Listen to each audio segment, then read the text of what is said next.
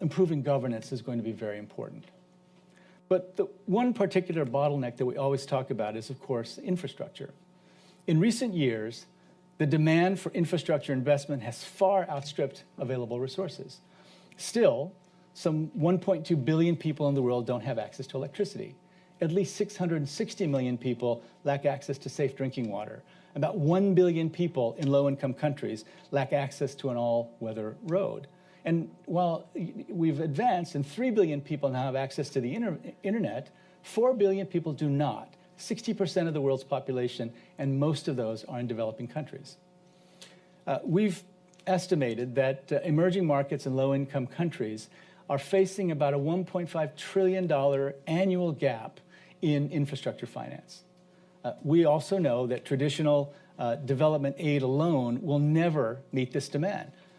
This financing gap is why we have welcomed new institutions like the Asian Infrastructure Investment Bank and the New Development Bank.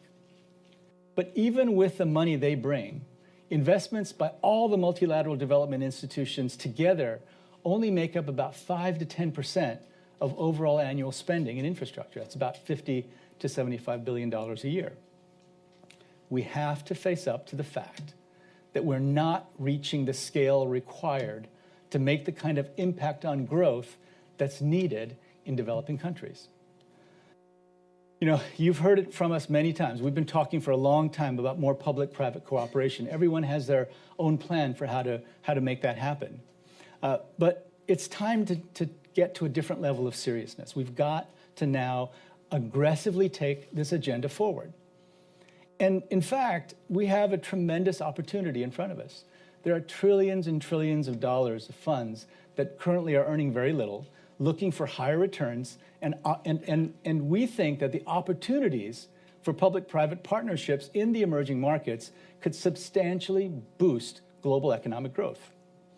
We have to put the deals together that will attract those funds to emerging markets and even to the poorest countries. Now, as we continue to encourage more investment in infrastructure to promote growth, we also have to think about the kinds of infrastructure that countries will need in the economy of the future. You know, we all know that technology has and will continue to fundamentally reshape the world. But the traditional economic path from increasing productivity of agriculture to light manufacturing and then to full-scale industrialization may not be possible for all developing countries. Large parts of Africa, it's likely that technology could fundamentally disrupt this pattern. Research based on World Bank data has predicted that the proportion of jobs threatened in India by automation is 69%, in China 77%, and in Ethiopia, the percentage of jobs threatened by automation is 85%. Now, if this is true, and if these countries are going to lose this many jobs, we then have to understand what paths to economic growth will be available for these countries and then adapt our approach to infrastructure accordingly. Moreover, with increasing reliance on private sector investments, we're going to have to increase our vigilance to ensure that privatization does not equal exclusion of the poor and the marginalized. It's hard to overstate the urgency of making more and more effective investment in people. I believe that it will determine the very future of nation states.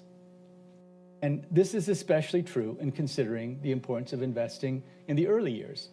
Millions of young children do not reach their full potential because of inadequate nutrition, lack of early stimulation and learning opportunities, and exposure to stressful environments. Making investments in the earliest part of people's lives will make a huge difference in countries' ability to compete in the global economy. The cost of falling short in equipping children with foundational skills is extremely high, and the evidence supporting this conclusion grows every year. Governments that don't invest early in a skilled, healthy, productive workforce are undermining their current and their future economic growth. The scale of this problem is just massive. 1/4 of children under age 5 worldwide, almost 160 million children, are stunted, meaning that they literally do not have the same number of neuronal connections as their non-stunted age mates. The proportion in sub-Saharan Africa and South Asia is higher than 36%. Even in countries that have done relatively well in terms of economic growth, such as Indonesia, Ethiopia, and Guatemala, over 1/3 of children remain stunted. In Guatemala and Ethiopia, it's closer to 50%. Nearly half of all 3 to 6-year-olds don't have access to pre-primary education, which we also know is so important for the development of the children's minds. The stark reality is that countries cannot walk into a more technologically complex and digitally demanding future with 40% of their workforce unable to compete. You know, I lead an extraordinary organization. It was created 70 years ago in another world to tackle the problems of another century. In my first term as president, we've worked to transform the World Bank Group into an organization fit to tackle this century's problems with this century's tools.